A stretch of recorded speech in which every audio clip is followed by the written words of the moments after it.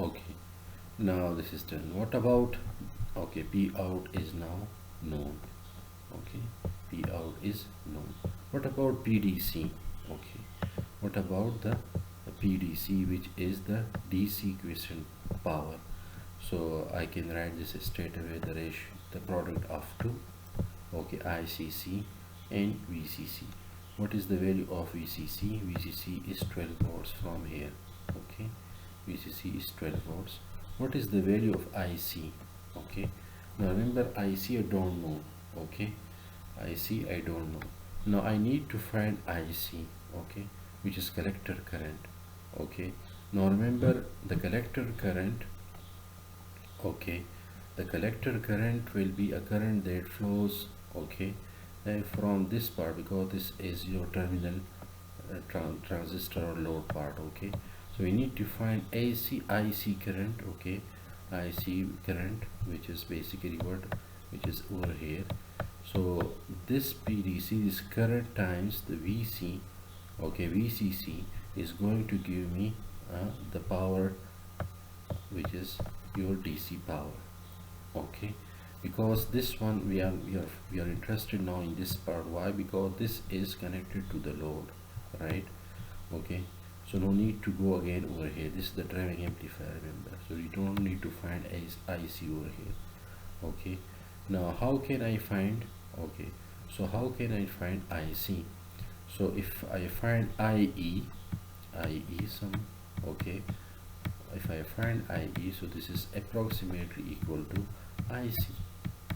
Okay, so it means that IE I can find it from the relation which is given by VE divided by RE, right? Okay, and RVE, okay, this thing I can find. Okay,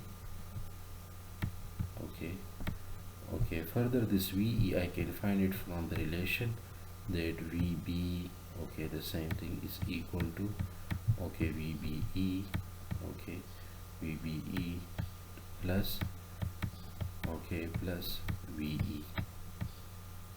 Okay, so remember that it has to be done for this part. Okay, in over here. Okay, so what is VB is can be calculated from VCC, and then R3 and R4. This will give me what, my VB over here. This is my VB. Okay, this part is VB. Okay, this part, okay, VBE is a junction, so I have two VBE actually, one for this, one for this. Okay, this is 2 VBE, so it will be 2 VBE, which is 1.4, and this is your VB. Okay, this part is your VB, okay, minus, okay, this 2 VBE, I can write this as 2 VBE. Okay, okay, and then if I put the values, my VE comes out to be 8.2.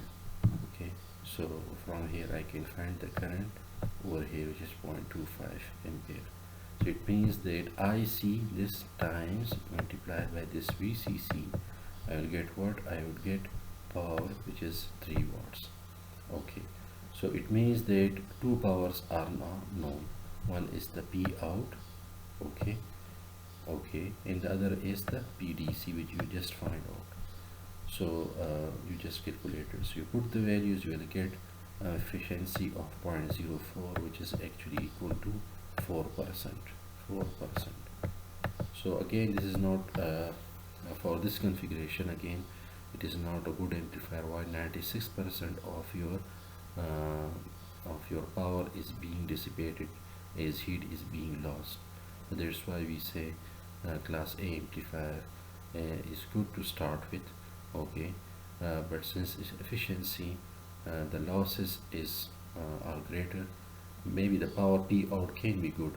Okay, P out can be good, but when for the efficiency, when you take the ratio, efficiency comes out to be smaller. So that's why we can go and we adopt another variant of amplifier, which is known as class AB amplifier, right? Okay, or class C amplifiers. You would see that efficiency increases in those cases okay, for those amplifier class A, B and class C, right? Okay, thank you.